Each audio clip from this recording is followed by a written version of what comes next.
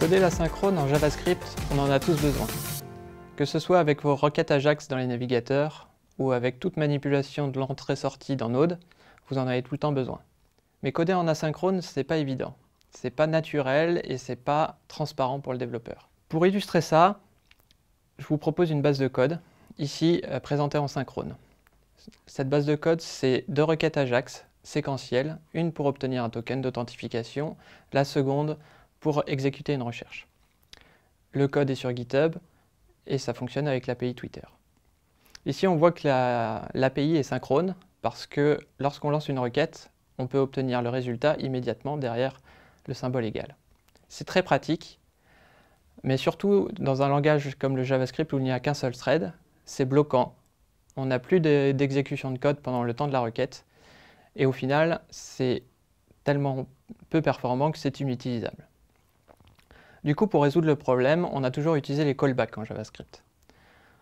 Cette base de code avec les callbacks, le principe, c'est d'au lieu d'obtenir la réponse en valeur de retour de la fonction, c'est de passer une fonction en argument qui sera exécutée avec la valeur de retour quand elle sera disponible.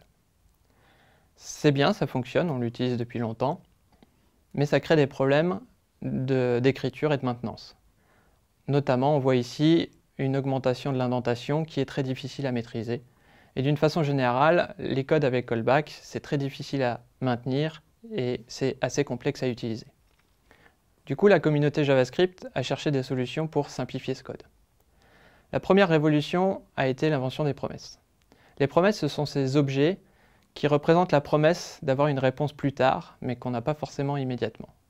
Ça permet de manipuler une promesse sans savoir exactement ce qu'on va en faire plus tard. Cette base de code transformée avec les promesses se transforme ainsi. On lance la requête, on obtient une promesse et on utilise la fonction then, typique de l'utilisation des promesses, et on passe en argument une fonction qui sera exécutée lorsqu'on aura la valeur de retour. Un des grands avantages des promesses, ce sont leurs particularités de chaînage, qui permet que pour la seconde requête, plutôt que de traiter la promesse directement avec un then derrière, on peut retourner la promesse en valeur de retour de traitement de la première requête et ainsi gérer la réponse de la deuxième requête à la suite de la première et supprimer les problèmes d'indentation. C'est bien, mais on peut faire mieux. Le S6, la nouvelle version du JavaScript, propose une nouvelle fonctionnalité qui sont les générateurs. Les générateurs, ce sont ces fonctions avec le symbole étoile qui ont la particularité de ne pas s'exécuter séquentiellement de bout en bout. On dispose du mot-clé yield qui permet de stopper l'exécution de la fonction pour être reprise plus tard. Lorsqu'on utilise ces fonctions, on a un objet itérateur sur lequel on utilise la fonction next et qui permet de relancer la fonction jusqu'au prochain mot-clé yield. Quel est le rapport entre ce générateur et l'asynchrone, me direz-vous? C'est si on mélange les deux concepts du mot-clé yield et des promesses. Avec une librairie générique, il suffit d'attendre le retour d'une promesse passée au mot-clé yield pour relancer une fonction générateur. Ainsi, notre base de code redevient synchrone de sa syntaxe, mais est en fait intrinsèquement asynchrone. On yield les promesses et la librairie co qu'on voit ici attend le retour de la promesse pour relancer l'exécution de la fonction. C'est vraiment un grand progrès pour l'écriture du code asynchrone en JavaScript.